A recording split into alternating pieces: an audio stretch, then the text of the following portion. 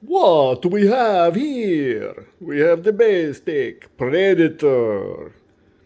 A lovely knife for Halloween. Look at these oranges and these dark. I don't know. It's not really a Halloween knife at all. I'm just trying to, I don't know, make something out of it for Halloween because it's October.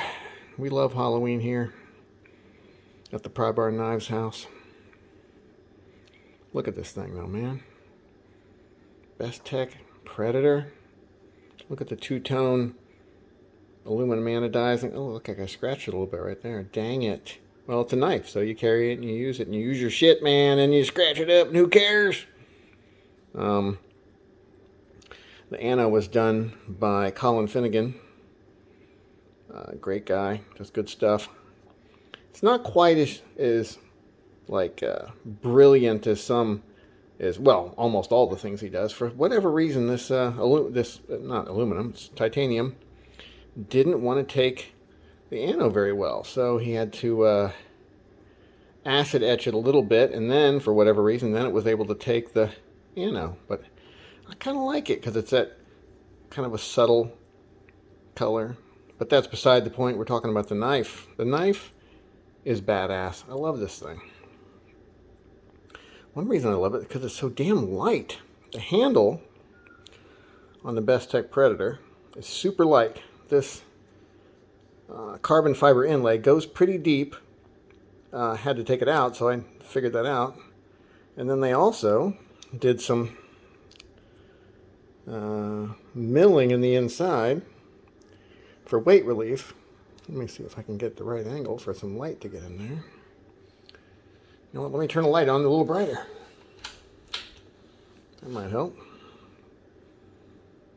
Yeah, you can't, yeah, you can see a little bit in there. So anyway, they milled out the inside, and then they have these inlays that take up some of the titanium on the outside. This thing is very well balanced, almost front heavy, even though the blade isn't particularly fat. So yeah, I would say it is a tad front heavy.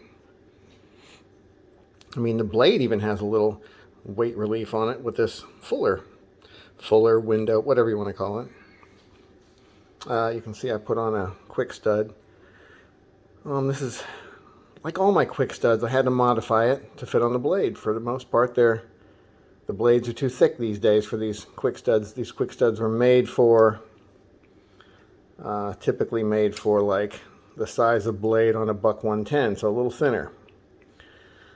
Boy, this thing wants to focus on this stupid tablecloth in the background. Let's see, I'm going to get rid of this. I mean, you know, Halloween's great and all, but I kind of need it to be focused. All right, so the quick stud, back to the quick stud. I had to file out the inside of it a little bit. I got a special file made that only has file teeth on the side, and it doesn't have file teeth on the bottom of it, so it doesn't cut the groove deeper. It doesn't cut deeper into the quick stud, only to the side. So it had to be widened out a little bit, the hole. Then I did this little cut right here, and so you can reverse flick it, get your fingernail this way up against that little, stop unfocusing, you fuck. Against that little flat part right there, and then that lets you do a reverse flick pretty nice. And the other little mod to it is this edge right here is always pretty sharp, so I chamfer that edge just a little bit on the corner of that circle around the outside edge, so it has kind of like a little 45-degree angle on it, just on the very edge though, as you can see that. But as to the knife, the action is just smooth, man, just butter smooth.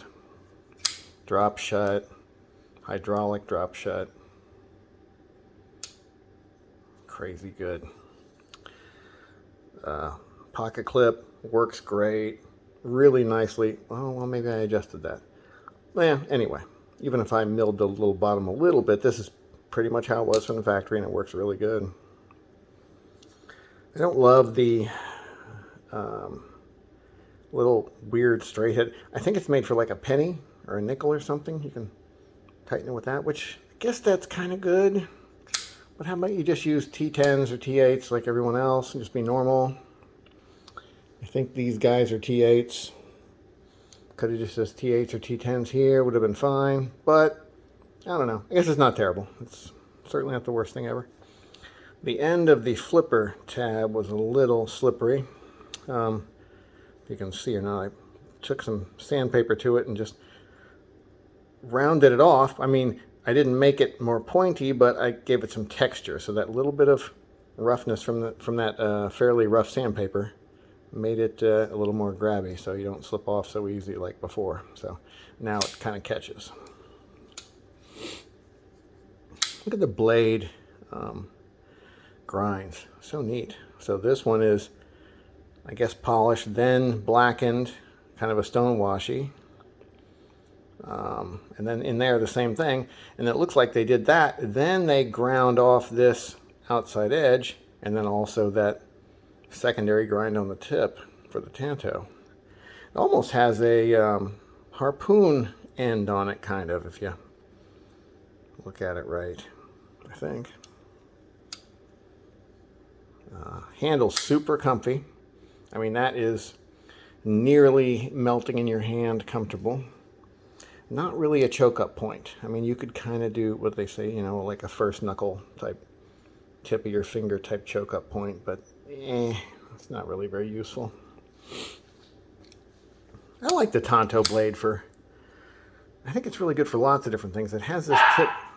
Wow, my dog is such an idiot. This tip here is good for this kind of cutting, so you don't have to get all the way down to this angle. You can use just that tip. Really good knife though, highly recommended. And getting your knife anodized by